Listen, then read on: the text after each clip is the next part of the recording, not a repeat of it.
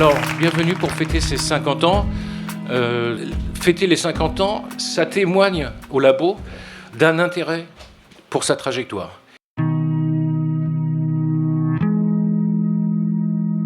Cellier crée très rapidement, au milieu des années 50, le Centre d'études des relations sociales. Et il va me confier une première étude qui lui avait été commandée par le plan, qui s'appelait « Essai sur la structure des salaires ouvriers dans l'industrie de la région marseillaise ». Et ça a donné naissance à ma thèse, finalement. Ce laboratoire s'est vraiment construit, notamment par François Cellier et Maurice Parodi, sur les questions de salaire. Cellier, par exemple, a fait la connaissance de Maurice Montuclar, qui était un professeur de sociologie industrielle. Bon, Montuclar était un jésuite qui a combattu auprès des ouvriers, qui était dans les luttes ouvrières. Cellier, donc, s'est allié avec Maurice Montuclar pour préparer la naissance du LES, qui est formellement constitué en 1965, je crois, sous forme de laboratoire associé du CNRS, et qui ne prendra la forme de laboratoire propre qu'en 1969. Le laboratoire est né sous le signe du catholicisme, enfin de l'engagement catholique social. J'étais plus captivé par son idée de l'Institut du Travail, deuxième Institut régional du travail, après celui qui avait été créé par Marcel David à Strasbourg, par ce problème d'éducation ouvrière. Donc j'ai pris la direction de l'Institut régional du travail. Et Cellier lui avait demandé « Qu'est-ce que je fais avec le CERS ?» Ce à quoi Maurice avait répondu « Tu fais venir Guy Roustan, qui est responsable des études à l'UNEDIC à Paris. » Et il a été effectivement directeur, suite à la démission de François Cellier, entre 1975 et 1979. Au moment de la démission de François Cellier, je l'avais félicité de ne pas s'être incrusté dans le poste de directeur à une époque où le mandarinat était quand même assez habituel. J'ai évoqué Guy Roustan, directeur du labo, qui en a assez. Oui. Et l'autre point, c'est le travail que faisait Guy. Oui. Il avait monté un outil fantastique qui était l'analyse des conditions de travail. C'est le titre de deux de ses ouvrages qui témoignent pour ce qu'il a fait, qui s'appelait « Le travail autrement » ou « L'emploi, un choix de société ». Et donc on a eu effectivement, il a longtemps porté au lest cette vision d'une forme d'alternative un peu aux formes normalisées de l'emploi. Et en 1969, quand je suis arrivé, il venait de se créer, au 1er janvier, comme laboratoire propre du CNRS. On était dans les greniers, dans les combles de la faculté de droit et de sciences économiques, dans un pigeonnier. Alors, je suis arrivé au LES pratiquement tout de suite, parce que je savais qu'il avait son laboratoire dans le grenier, comme on dit, de la faculté de droit. Lui avait une ouverture d'esprit très importante et l'économie de la santé, pour lui, faisait partie de l'économie sociale, l'économie du travail, etc. Ce souci de voir un peu toutes les dimensions du problème avant de se focaliser sur l'aspect économique, ça, c'est un apport que j'ai recueilli ici, dont j'ai bénéficié ici, au LES. Et François Cellier avait senti un petit peu que l'économie allait tourner à l'économétrie, allait tourner aux mathématiques. Et il avait recruté, quelques années auparavant, Jean-Jacques Sylvestre, qui était un ingénieur des ponts et chaussées, donc un matheux. Et il m'a procuré les données statistiques de l'Office statistique des communautés européennes à Luxembourg. Et donc j'avais un matériau absolument extraordinaire. Bref, à cette époque-là, les données, c'était des documents papier qu'on transférait sur des cartes perforées. Et donc, tout se faisait à Marseille, au Pharo, où il y avait un centre de calcul généraliste pour l'université Aix-Marseille. J'ai eu la chance de pouvoir manier des statistiques sur les salaires, justement, des enquêtes harmonisées entre les 6 pays. Il faut voir que le point de départ, c'est le travail de Jean-Jacques Sylvestre sur la compréhension des salaires. Donc, c'était un objet beaucoup plus étroit. Et à partir de là, ils ont travaillé les trois et ils ont travaillé avec une équipe allemande. C'est, avec Marc Maurice et Jean-Jacques Sylvestre, plusieurs ouvrages importants suite à la recherche sur la hiérarchie d'encadrement, dite recherche France-Allemagne, et notamment politique d'éducation et organisation industrielle en France et en Allemagne, essai d'analyse sociétale de 1982. Ce travail, qui était un travail innovant parce qu'il a construit de la théorie à partir du terrain. Il y avait un désir, une volonté, une envie, voilà, pas seulement une volonté, mais une envie de collectif, de travailler, alors pas tous ensemble à tout moment, mais de travailler par petits groupes, d'échanger, de discuter. Alain Diribarne a dirigé, lui, le Lest entre 1980 et 1984. Une des raisons qui a fait que j'ai accepté de venir au Lest, c'était à cause de France-Allemagne. Au CEREC, je venais du CEREC, j'avais fait beaucoup de travail de comparaison internationale, j'avais monté des missions avec des responsables d'entreprises. Comme le Lest, le CEREC fête son jubilé cette année. Depuis 50 ans, le rapprochement entre les deux institutions ne s'est jamais démenti à travers de multiples coopérations et partenariats croisés. Donc Jean-Jacques Sylvestre a pris la direction du Lest de 1985 à 1989. On peut dire qu'il a constitué la deuxième génération du Lest. C'était la pleine époque, je dirais, de la fin et de la mise en publication des travaux sur France-Allemagne. Donc l'équipe France-Allemagne était très, très, très dominante. Tous les chercheurs étaient des hommes et les ingénieurs de recherche ou d'études, sauf les informaticiens, étaient des femmes. Là, je montrais à mes étudiants, je leur disais, vous voyez, le labo, on est pile poil dans la norme. Concernant cette fois-ci Michel Hariot, donc il a pris la direction du Lest entre 1989 et 1998. Labo propre 69, construction de bâtiments 72. Le Lest était le labo qui avait le budget le plus élevé du département, qui était le département rassemblant sciences humaines et sociales. Et c'est pour ça que Diribarne, Alain, dans juste raison sans doute, en disant, vu les moyens qu'on met là, il faudrait quand même peut-être que ça chemine d'une manière un peu plus positive que ce n'est le cas. Enfin, c'était ça l'alerte. Hein. Donc je suis arrivée là, mais évidemment j'ignorais tout de ça. Effectivement, dans une atmosphère assez lourde, très tendue, avec des gens assez marginalisés. Michel Hariot était enfermé dans son bureau. Bon, je ne vais pas détailler, mais il y avait quand même des tensions internes assez fortes. Et Michel a eu raison, c'est-à-dire qu'il s'est projeté. Et donc, il a dégagé trois grands axes de recherche, en disant on va restructurer autour de cela, un peu en rupture avec ce qui se faisait avant. C'était quand même l'héritage d'une période où les sciences sociales et la sociologie en particulier étaient très marquées par les conflits d'ordre idéologique et politique. Trop marqués sans doute, par rapport à la réalité des travaux qui se faisaient. Voilà. T'as un labo qui vit des espèces de torsion dans tous les sens et puis qui, à la fin, finalement, finit par retomber sur ses pattes. Donc, je trouve que c'est intéressant du point de vue de l'analyse des organisations parce que c'est très riche, quoi. Il y avait une très forte pression, on peut dire, du CNRS, de sa direction, pour que les UPR deviennent unités mixtes, c'est-à-dire s'ancrent dans les universités.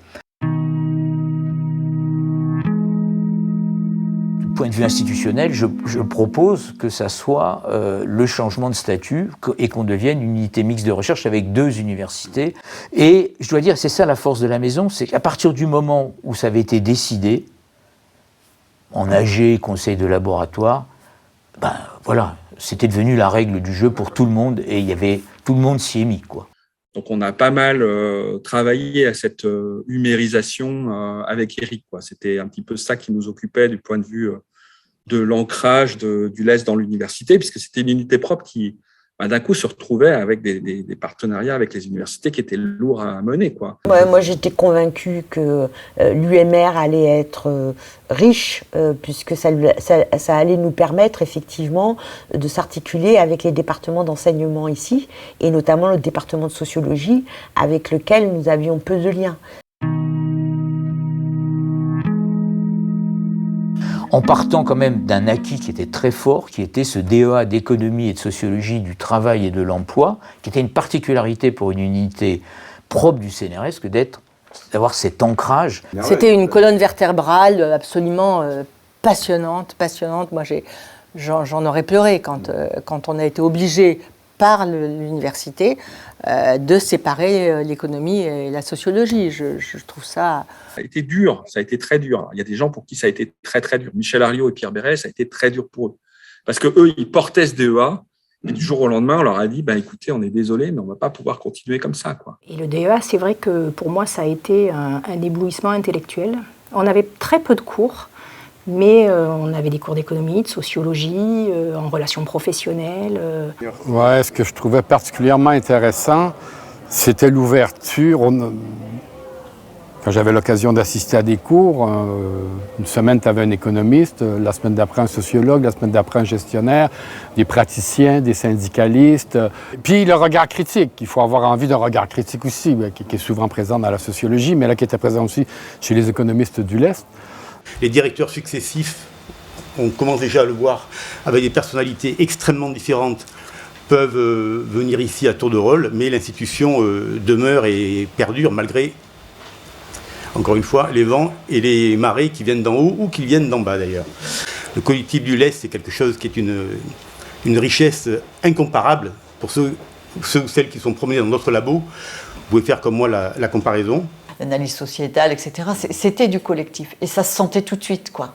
Et moi, c'est ma façon de travailler. Je ne travaillerai jamais autrement. Enfin. Ce collectif, il se faisait quand même beaucoup autour des étudiants aussi, hein, quand même, on peut le dire. Autour des thésards, des DEA, etc.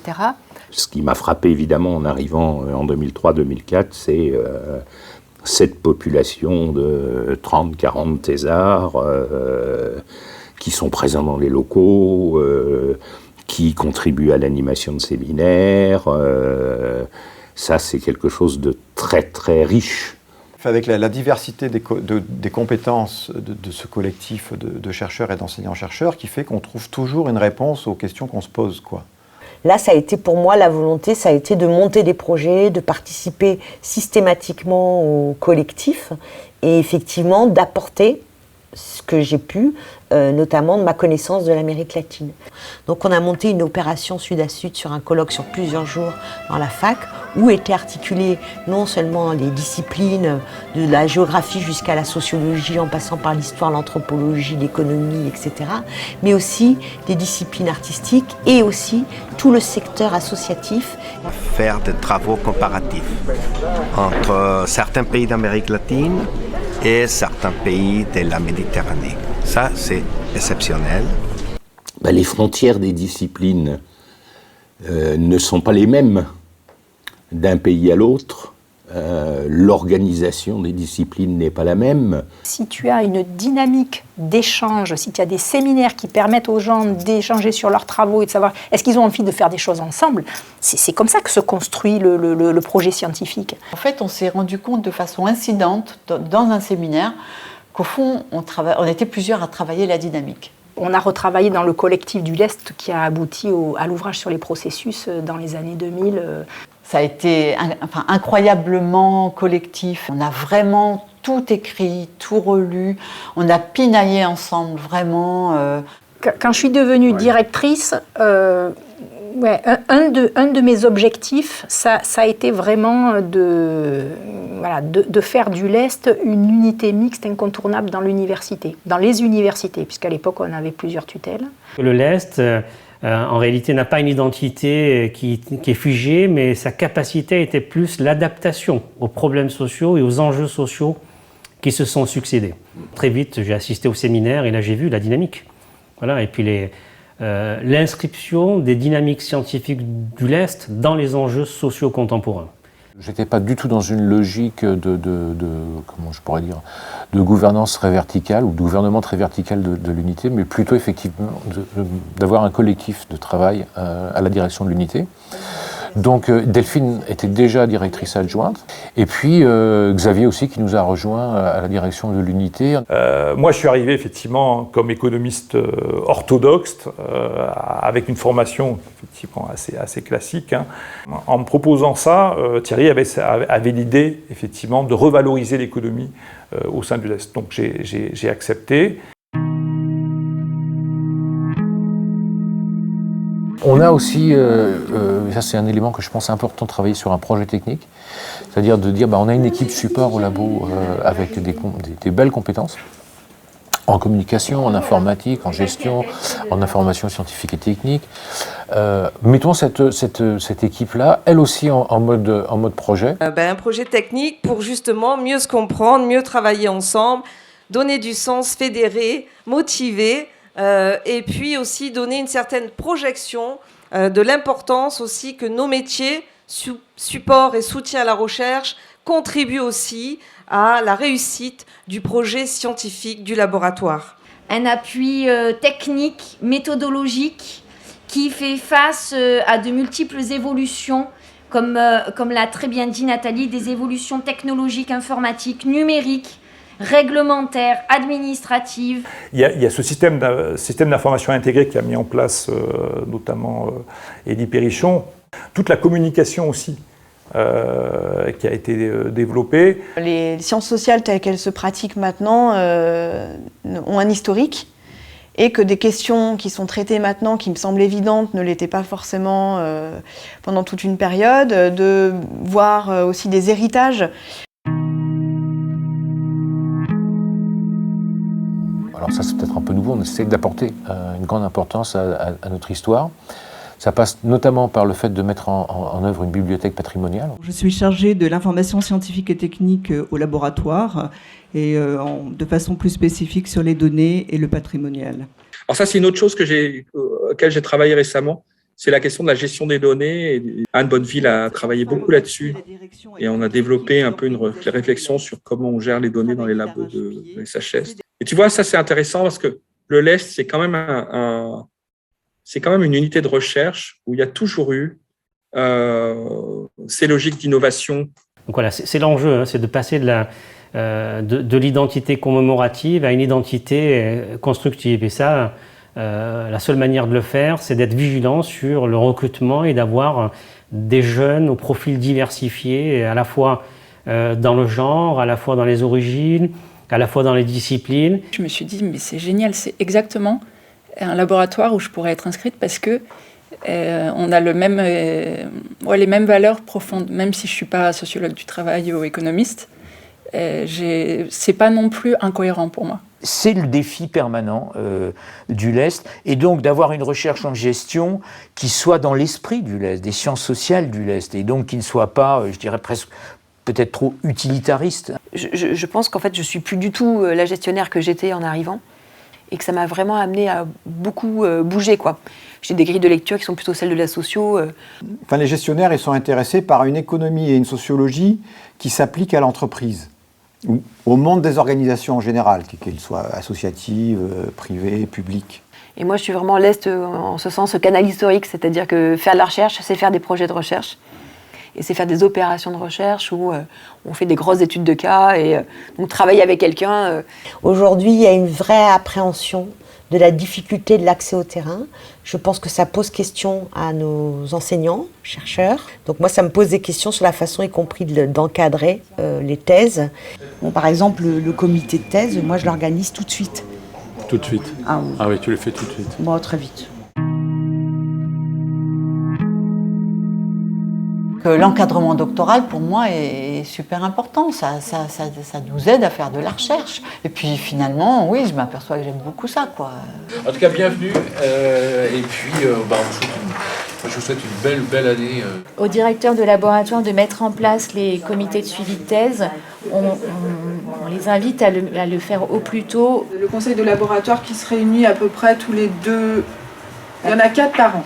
et qui est une instance importante dans la vie du laboratoire puisque pas mal de décisions y sont prises. Ce qu'il faut bien que vous compreniez, c'est que vous êtes membre du laboratoire à titre entier.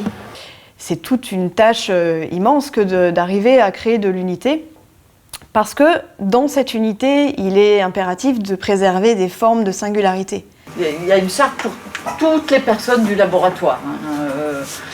La charte des chercheurs et enseignants-chercheurs du LES qu'avait créé Éric Verdier en 2005, je crois, et qui a un engagement entre le laboratoire et les chercheurs à quelque chose pour aider les personnes individuellement et surtout un outil, une aide au pilotage du laboratoire. Donc c'est un laboratoire qui a quand même bien grossi et on approche, on est plus de 100, on approche plutôt les 110 personnes maintenant.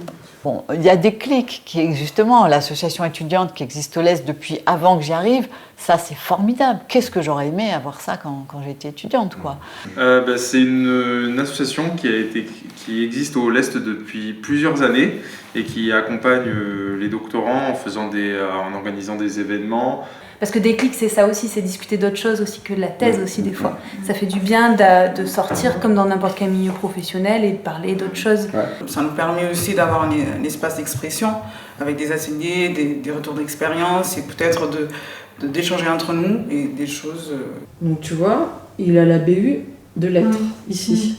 Donc là, tu peux aller le chercher. Ça ne nous aide pas que à trouver les bons bouquins. Voilà. C'est la première personne qu'on rencontre quand on arrive au laboratoire. Et puis c'est une personne qui est à l'écoute des doctorants et des doctorantes. J'essaye de les aider mieux que je peux. Là, on organise un déjeuner pour la phase de rédaction. Pour eux, c'est une phase très difficile.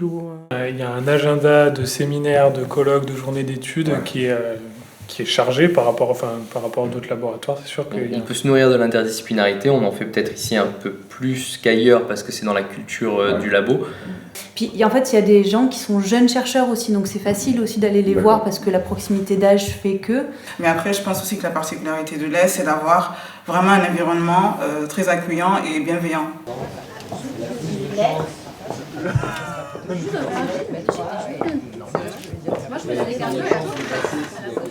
Je trouve qu'ici, vraiment, il y a en fait, c'est chaleureux. Et c'est très rare, je trouve, dans la recherche. Et un exemple anecdotique, c'est que les doctorants, les chercheurs, les chargés de recherche, les PU, tout le monde, personnel de support, tout le monde mange ensemble, interagit ensemble. On a des espaces pour l'informalité, sachant que l'informalité, elle est au cœur des relations de travail et que sans informalité, c'est compliqué. Non puoi andare in un paese dove hai già vissuto. Mais bon, c'est lui qui gère. Donc. Et beaucoup d'informations naissent comme ça, beaucoup de collaborations naissent comme ça. Le LEST a pour avenir tracé, en tout cas, c'est de s'inscrire dans des enjeux désormais qui ne sont plus simplement locaux ou nationaux, mais dans des enjeux internationaux. La dynamique scientifique du laboratoire, elle naît des chercheurs. C'est pas un truc top-down. C'est pas le directeur ou la directrice qui fixe. Il faut, comme toutes les entreprises, en fait, qu'on travaille à qu'est-ce qu'on a à faire ensemble en coprésence pour de vrai.